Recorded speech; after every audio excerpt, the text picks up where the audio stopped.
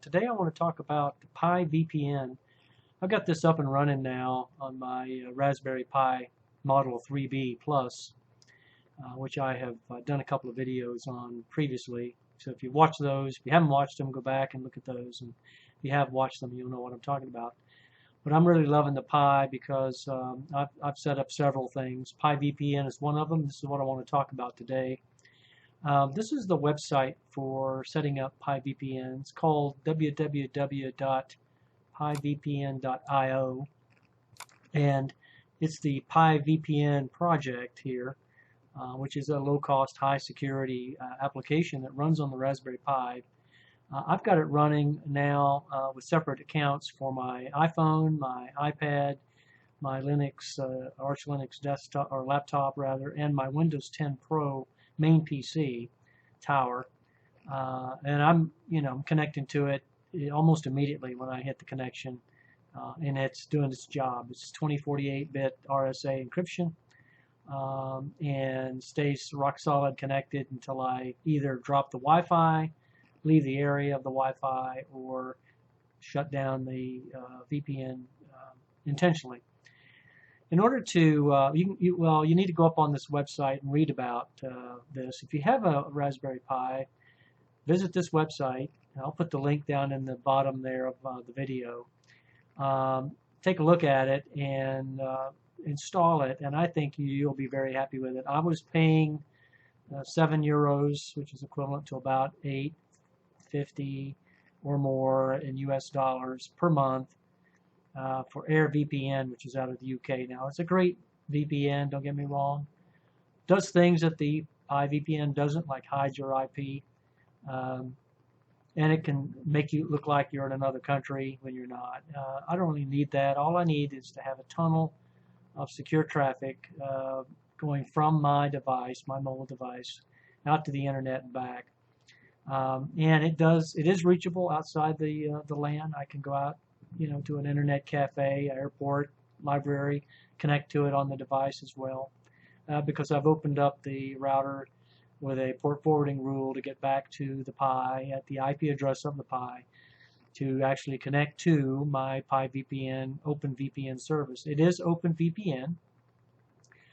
There is one command that you need to run once you get into your Pi, which is running Raspbian OS in my case, which is a variation of Debian Linux. You may have something else installed. You may have Raspbian straight or something else installed. But here's the command. It's one command that you run, and it does everything for you. Pops up some screens. That you need to ask questions or answer rather questions that they've asked. To show you an appearance of what some of the questions are that they're asking you, is they're going to ask you what is the piVPN interface. It's ETH0 in my case. 127.0.0.1 is the IPv4 DNS. The IP address of my Pi is 192.168.1.95, and then the gateway is 192.168.1.1, which is my router. All of these are pop-ups, by the way. You don't have to fill anything out. What you're looking at here is a link to a file that's under etc piVPN that I am showing you here. The protocol that you use for your Pi is UDP. Do not use TCP. You can use TCP, but it's going to slow it down. You don't need TCP for VPN. All you need is UDP, which is User Datagram Protocol. You don't need the Transmission Control Protocol, Internet Protocol. The port here that I selected was the default port 1194. It is recommended that you change that port number for security, and later on I may do that. For now, I just left it at 1194. I encrypted at 2048. You have three options that you can go for here. You can go for 1024, 2048, or 4096. Now, 1024 takes a couple of minutes to generate the RSA encryption key that you'll need for the certificate, for the Pi, for the piVPN, for the VPN server. If you run 2048, and I've got a internal solid state drive 2048 took a while to generate. It took over 30 minutes to generate this key. If you want to generate a 4096 key to be absolutely sure that you're protected, go for it, but expect to take several hours to generate that key, even with an extremely fast machine, which I have. Here are some of the other questions that are asked, like landlocal.acescom.com is the public DNS that I'm using for the dynamic DNS service. So that my IP address on the WAN side for the internet that's supplied by my ISP, if that gets changed, then the piVPN is going to follow it. The router is going to follow it actually, and then it will let the Pi know that it has changed, and then I don't lose VPN that way. Here's the DNS for DNS1 and DNS2. These are two Google DNSs. I elected to use the Google DNS here in this case. And then here's the file that I was referring to. It's etc piVPN out on Raspbian 3B+, which is the host name of my Pi. All right, so let's go ahead and close that. And I'm going to go ahead and show you how I set up the Pi. And well, I'm not going to go into the actual setup, rather, but I'm going to show you how I access it. I've got MOBA Xterm set up in Windows 10. I'm on the Windows 10 Pro platform, version 1903, by the way. Very good. If you haven't upgraded that yet, go ahead and do that. I've got a session here for getting in, so it's 192.168.195. I'm going to click on it. It gets me into an SSH session. Automatically logs me in SSH. I'm going to go ahead and do SU to get in as super user. In the password, and here I am. So the location of where Pi is installed, well, where the configuration is installed rather, is etc piVPN. And if I do an ls/lh for a long listing here, you can see some of the things that are available within here. Detection of the platform, install the protocol, or port rather, the protocol, the user, UFW, the piVPN interface, and then the setvars.conf file. Now, what I did was I created a separate user account. By default, your first user account in your piVPN is the user Pi, which is the default user of the Pi itself. But you'll probably want to go ahead and set up separate accounts for each device you have, and that's what I've done. I've set up a user for my iPhone, for my iPad, for my Windows 10 platform, and for my Arch Linux laptop. And to do that, I'm going to show you, I'll just set up one for a generic device. I'll delete it later.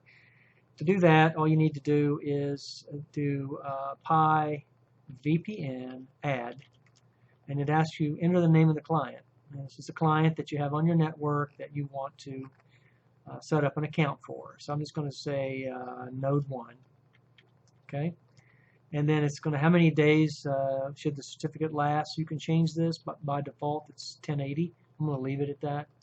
And then enter the password for the client. I'm just going to enter the word password. Don't do that on yours. Verify it. Okay, generates the key, creating that RSA private key for node 1. And then now if I go out to, let's see, go ahead and do a listing on that. I think under CD home Pi, which is my home directory on the Pi, there should be a folder, yeah, there should be a folder here, or a directory called OVPNS, which are the Open VPN accounts, okay, and one of them I just created.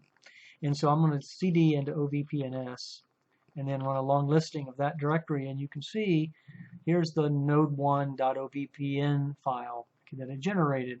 All right, and if we take a look at that, this is what it looks like. Okay, actually, let's see here. Yeah, this is every bit of it right here. So there's a lot of information here. Now, do you have to cut and paste or copy and paste this into anything? No. What you do is you go up on your device, the various ways to copy that OVPN file to your device. But let's assume that I'm going to set this up on an iPhone 7. Okay. What I can do, I've got a personal cloud. I could send it up to the personal cloud and get on the iPhone and bring it down. I could do it that way. Another way of doing it on the iPhone, very slick, is if you've got an Outlook account, you can email the OVPN to your email account at Outlook, and then get on your Mail app on the iPhone, which is connected to your Outlook account by default. You can set up different ones, but by default it's an Outlook account. And then once you have that, you can go up on the app in the App Store for iPhone, and then you can download the OpenVPN app, set that up, very easy to do, and then go back onto your email, go into the attachment where you uploaded the OVPN for Node 1, for instance, to your Outlook account. Click on it, and it's going to say, how do you want to open it? Just slide over the thing and slide to your OpenVPN app. Click on that, and it'll come up and say there is one file to import. Click Add to Import. It'll say it's imported successfully. And then when you do that, it'll ask you for a password. You put the password in, and then it's imported into your OpenVPN app. And then you can go ahead and run it from that. Okay, I'm going to show you how I did that for Windows 10 Pro. I'm going to go ahead and minimize this now. And what I did was I've got the OpenVPN app installed here in Windows 10. I don't know if I have a shortcut. Yeah, there it is, out on the desktop. And you don't have to open that to get in here, and I've already imported that. Okay, so what I did was you go here to the system tray area, you click the up arrow. There's the icon for OpenVPN GUI. All right, in Windows 10 Pro version 1903. All I need to do is right-click on it, select the Win 10 Pro account that I created, the same way I created the Node 1 account, and go over and select Connect. Now, it comes up and asks me for a password, so I put the password in, hit OK, and if it's the correct password, it'll connect me, and when the window closes, I'm connected. It's very fast. All right, and so to confirm that I'm connected, you don't see it here, and the reason you don't see it here with a little padlock is because OpenVPN GUI runs separate from this area down here. What you have to do is open up this area, and you can see it's green. It was blank in behind. But if you pass your pointer over it, you can see where it says OpenVPN GUI connected to Win 10 Pro, connected since 5/31/2019 at 3:31 p.m., which is what it is right now. And then you can see that there's an IP address that's been assigned, and that's 10.8.0.3. Okay, so I am connected to VPN right now. And I have used this to get on various sites that, you know, I don't feel very comfortable getting on without a VPN, so that they can look at my traffic or track me or whatever. And it's working just great. And I've got Komodo Internet Security Premium 12. It doesn't interfere with that at all. Komodo's happy with it. So this is an easy thing to implement, an easy thing to put forward here in either Windows or Mac. I don't have a Mac, but you can do it. Or Linux. I've got it on the Arch Linux laptop and Apple devices. I've got it both on the iPhone and my iPad with their own accounts, and it works great. Okay, so this has been the video. I'm showing you how to take your Raspberry Pi and create a piVPN server. Go ahead and comment down in the comments below. Click on the like button, and also, while you're at it, go ahead and subscribe to me. Hit that bell in the upper right-hand corner, and I'll notify you every time I create a video. Have a nice day. Take care. Bye-bye.